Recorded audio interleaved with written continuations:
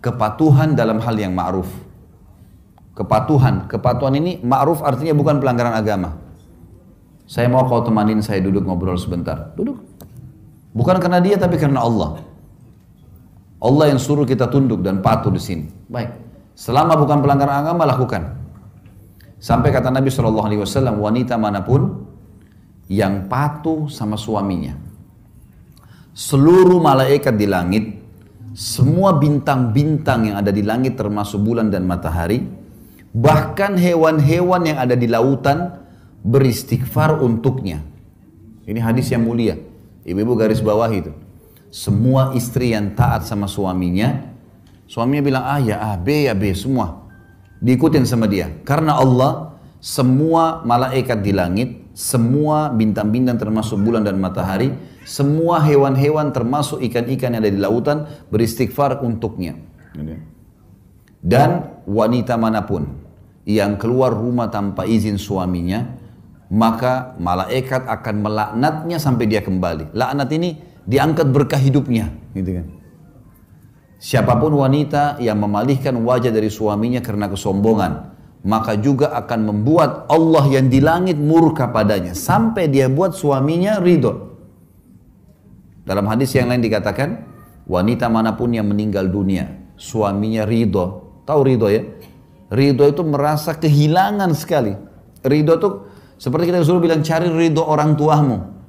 Ridho itu sesuatu yang kita berikan kepada orang lain yang membuat dia sudah sangat puas. Kalau ditanya mau apa lagi sudah nggak ada. Itu ridho namanya. Wanita manapun yang meninggal dunia sementara suaminya ridho, ya, kecuali pasti akan masuk ke dalam surga, dijamin.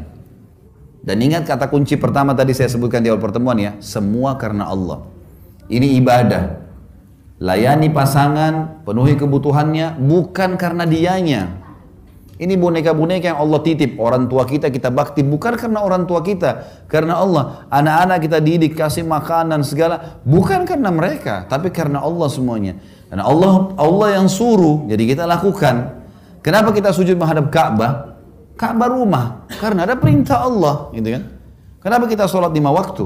Kenapa harus kita wudhu? Kenapa nggak gitu aja semau kita? Nggak bisa, karena Allah semuanya.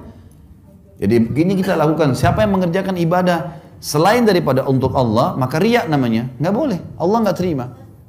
Apapun suaminya katakan, maka dia lakukan. Sampai tidak boleh seorang wanita dalam Islam puasa sunnah kecuali dengan izin suaminya. Suami lagi cuti hari Senin, dia biasa puasa Senin Kamis. Pamit dulu, saya mau puasa Senin, bisa nggak? Jangan, saya butuh ditemenin. Ya sudah, nggak usah puasa, lebih didahulukan. Karena kalau ketemu antara hak wajibnya Allah dengan hak wajibnya makhluk, maka didahulukan hak wajibnya Allah. Misal, Bapak Ibu lagi sholat wajib, Allahu Akbar lagi sholat duhur, ibu kita manggil, jawab panggilan ibu kan wajib, tapi kita sedang kerjain wajibnya Allah, maka nggak boleh dipatuhi makhluk. Tapi kalau bertemu antara hak sunnahnya Allah dengan hak wajibnya makhluk, kita lagi sholat sunnah, ba'diyah duhur, Allahu Akbar, ibu kita panggil, nak, berhenti sholatnya. Nggak boleh, karena jawab panggilan ibu wajib.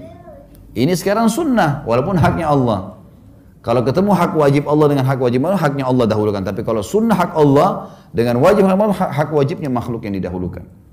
Kita harus paham masalah ini.